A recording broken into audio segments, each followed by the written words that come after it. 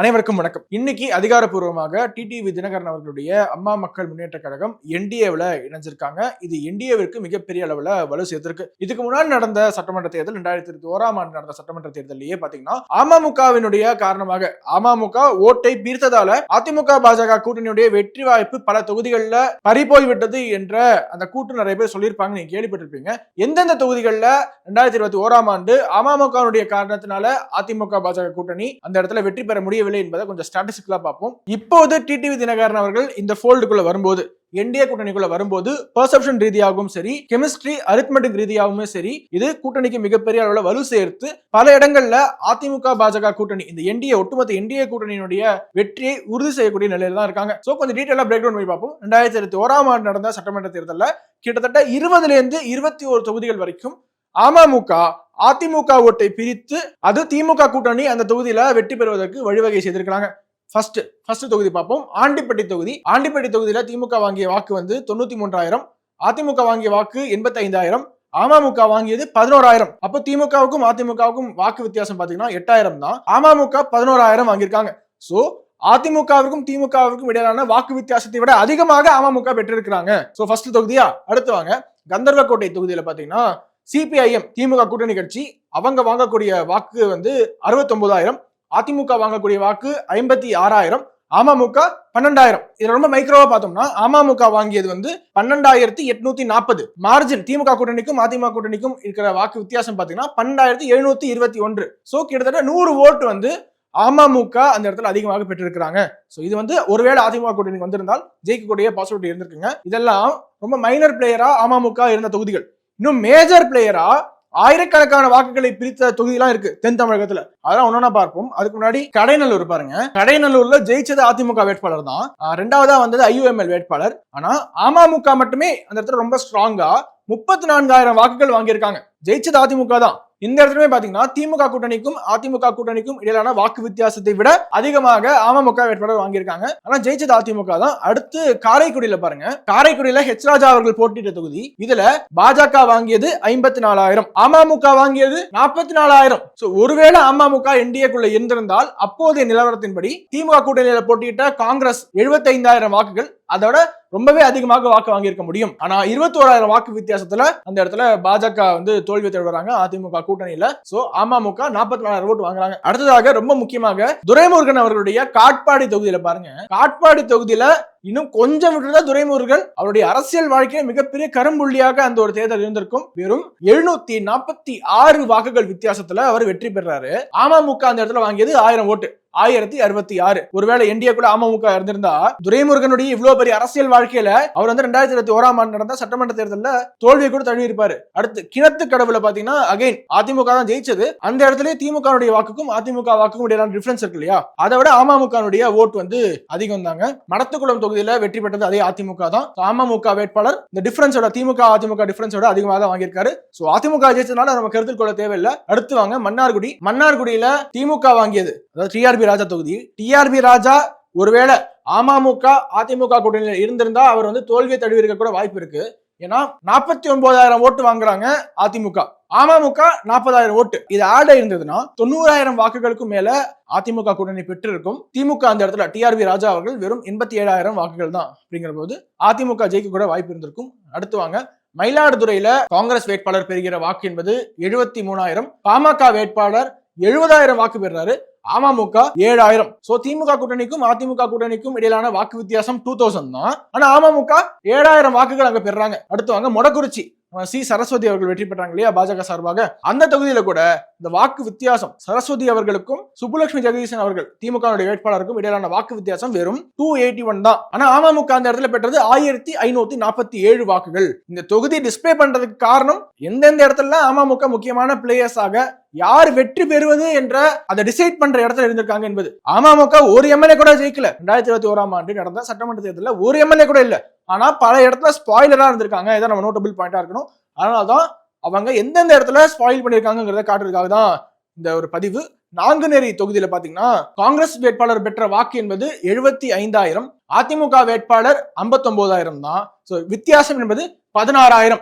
அமமுக பெற்றது 31,000. இந்த டிஃபரன்ஸை விட வாக்கு வித்தியாசத்தை விட 2 மடங்கு வந்து கூடுதலாக அமமுக வேட்பாளர் அந்த இடத்துல பெற்றிருக்காங்க.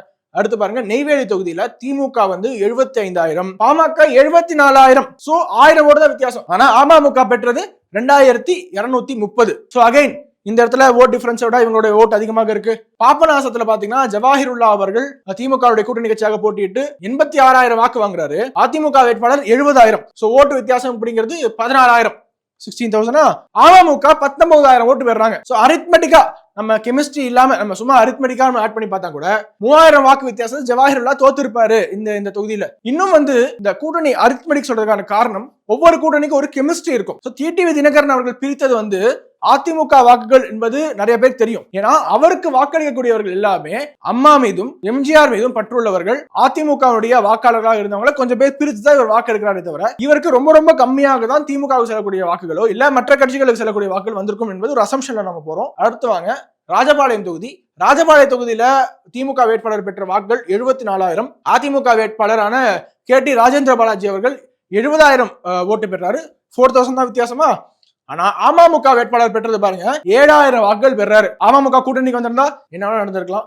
அடுத்து பாருங்க சங்கரன் கோவில்ல திமுக வேட்பாளர் 71,000 வாக்குகள் பெறாரு. அதிமுக வேட்பாளர் 66,000 வாக்குகள். அமமுக வேட்பாளர் 22,000 வாக்குகள். ஆனா வித்தியாசம் என்ன? திமுகவுக்கு அதிமுகவுக்கும் 5,000 தான். அமமுக கூட்டணி வந்திருந்தா என்ன வேணா நடந்திருக்கலாம். அடுத்து வாங்க சாத்தூர்ல திமுக வந்து வாங்கிய வாக்குகள் 74,000, அதிமுக வாங்கிய வாக்குகள் 62,000.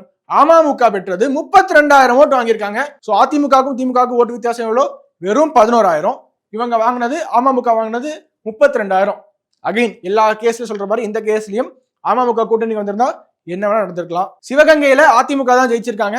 அகைன் அதிமுக ஜெயிச்சிருந்தாலுமே அந்த இடத்துல சும்மா அமமுக பெர்ஃபார்மன்ஸ் எப்படி இருக்குன்னு பார்த்தோம்னா 19,000 வாக்கு வாங்கியிருக்காங்க சிவகங்கை தொகுதியில. சோ ஜெயிச்ச அதிமுகவுக்கும் தோல்வியடைந்த சிபிஐக்கும் வாக்கு வித்தியாசம் 11,000 தான். ஆனா அமமுக 19,000 ஓட்டு வாங்கியிருக்காங்க. நம்ம என்ன நோட் பண்ணணும்னா நிறைய தொகுதிகள்ல கிட்டத்தட்ட 5 தொகுதி நினைக்கிறேங்க அதிமுக வேட்பாளர்கள் அமமுக ஹெவியா அதிமுக ஓட்டை பிரித்தாலும் அதையும் தாண்டி அதிமுக வேட்பாளர்கள் ஜெயிச்சிருக்காங்க. பட் ஒரு சில தொகுதியில அமமுக ஓட் கட்டுனால அதிமுக வேட்பாளர்கள் தோல்வி அடைஞ்சிருக்காங்க. அந்த மாதிரி பாத்தீங்கன்னா தமிழ்நாட்டில் கிட்டத்தட்ட 20 தொகுதியில அமமுக ஒரு ஸ்பாயிலரா இருந்திருக்காங்க. அடுத்து ஸ்ரீவில்லிபுத்தூர் தொகுதி பாருங்க. ஸ்ரீவில்லிபுத்தூர்ல அதிமுக தான் ஜெயிச்சிருக்காங்க. அந்த இடத்துலயுமே வந்து அமமுக 23,000 வாக்குகள் பெற்றிருக்காங்க. 23,000 வாக்குகள் அமமுக பெற்றிருந்தாலுமே 70,000 வாக்குகள் வாங்கி அதிமுக வேட்பாளரான மான்ராஜ் அவர்கள் வெற்றி பெற்றிருக்காரு. காங்கிரஸ் கட்சி அந்த இடத்துல வெறும் 57,000 வாக்குகள் தான் பெற்றிருக்காங்க திமுக கூட்டணியில. அடுத்து தென்காசி தொகுதியில காங்கிரஸ் வேட்பாளர் வெற்றி பெற்றிருக்காரு. ஓட்டு வித்தியாசம் பாருங்க வெறும் 370, வெறும் 370 வாக்கு வித்தியாசத்துல அந்த இடத்துல காங்கிரஸ் வேட்பாளரான பழனி நாடார் அவர்கள் ஜெயிச்சிருக்காரு. ஆனா அமமுக வேட்பாளர் அந்த இடத்துல 9,000 வாக்கு, என்ன சொல்ல போனா 9,944, 10,000 ஓட்டு வாங்கியிருக்காரு. மேபி இதுல பாதிக்கு பாதி ஓட்டு வந்திருந்தா கூட, ஏன் 1/10 வந்திருந்தா கூட அந்த இடத்துல அதிமுக வேட்பாளர் தென்காசியில் ஜெயிச்சிருப்பாரு என்றுதான் நமக்கு தெரிய வருகிறது. அடுத்து திருமயம் தொகுதி. ரகுபதி அவர்கள் சட்டத்துறை அமைச்சரான ரகுபதி அவர்களுடைய தொகுதியில பாத்தீங்கன்னா அவரு 1,382 வாக்கு வித்தியாசத்துல மட்டுமே ஜெயிக்கிறாரு. 1,300 ஓட் டிஃபரன்ஸா. அமமுக வாங்கிய வாக்குகள் பாருங்க 1,503. சோ இந்த க்ளோஸான கான்டெஸ்ட்ல அமமுக மற்றும் அதிமுகவோட இருந்திருந்தால் இந்த இடத்துல ரகுபதி அவர்களே தோல்வி அடைந்திருப்பாரு. அடுத்து பாருங்க திருப்போரூர் தொகுதி, சென்னைக்கு மிக அருகில் இருக்கக்கூடிய தொகுதி. SS பாலாஜி அவர்கள் விசிக எம்எல்ஏ, இப்ப சிட்டிங் எம்எல்ஏ, அவர் வந்து 93,000 வாக்குகள் பெறாரு. அடுத்ததாக இருக்கக்கூடிய அதிமுக கூட்டணியில பாமக 92,000 வாக்குகள். சோ ஓட்டு வித்தியாசம் வெறும் 1,947. So which is roughly 2,000. ஆனா அமமுக வேட்பாளர் 7,000 ஓட்டு வாங்குறாரு. இங்க இருந்து கொஞ்சம் ஓட்டு என்டிஏ கூட வந்திருந்தா கூட இந்த இடத்துல விசிக எம்எல்ஏ தோல்வி விட்டுருப்பாரு. ஆனா துரதிருஷ்டவசமாக 2021 ஆண்டு என்டிஏக்குள்ள அமமுக இல்லை. தியாகராய நகர்ல பாத்தீங்கன்னா டி நகர்ல அகைன் சென்னைக்குள்ள அதிமுக கூட்டணியால ஜெயிச்சிருக்க முடியும் அப்படிங்கிற ஒரு தொகுதி வந்து இந்த தொகுதிங்க 137 ஓட்டுல தான் அதிமுக கூட்டணி அந்த இடத்துல வெற்றி வாய்ப்பை தவற விடுறாங்க. ஆனா அமமுக அந்த இடத்துல வாங்கினது 782 ஓட்டு. ரொம்ப க்ளோஸ் தான். பட் இருந்தாலும் அமமுக உள்ள இருந்தால் அதிமுகவால ஜெயிச்சிருக்க முடியும் என்பதுதாங்க கணக்கு. அடுத்து பாருங்க திருவாடானை தொகுதியில வந்து காங்கிரஸ் வேட்பாளர் 79,000 வாக்குகள் பெறாரு. அதிமுக வேட்பாளர் 65,000. சோ இந்த வாக்கு வித்தியாசம் வெறும் 13,000 தான்.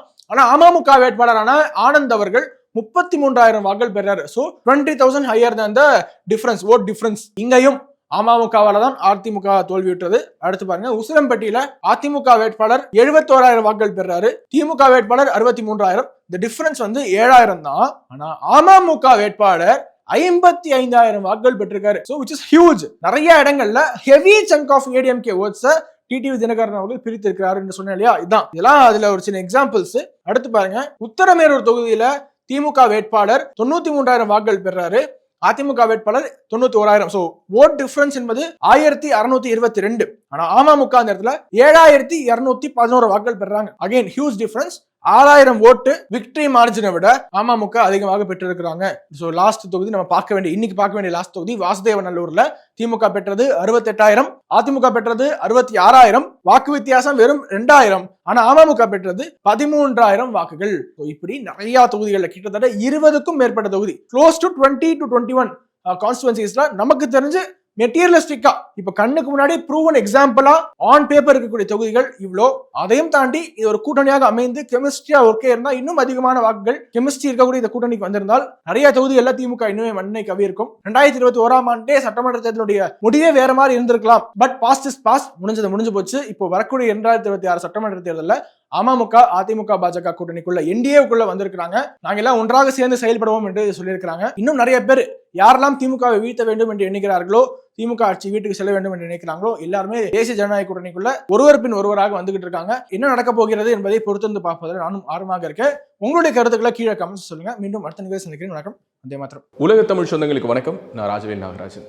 பேசு தமிழா பேசு வலையொலியுடைய வளர்ச்சிக்கு நீங்களும் உறுதுணையாக இருக்கணும்னு நினைச்சீங்கன்னா இந்த வீடியோடைய டிஸ்கிரிப்ஷனில் இருக்கக்கூடிய ரேசர் பே லிங்கை கிளிக் பண்ணுங்கள். அந்த லிங்க்கில் போயிட்டு உங்களுக்கு விருப்பமான தொகையை பேசு தமிழா பேசுவனுடைய வளர்ச்சிக்கு உங்களுடைய பங்களிப்பாக நீங்கள் கொடுக்கலாம். நன்றி, வணக்கம்.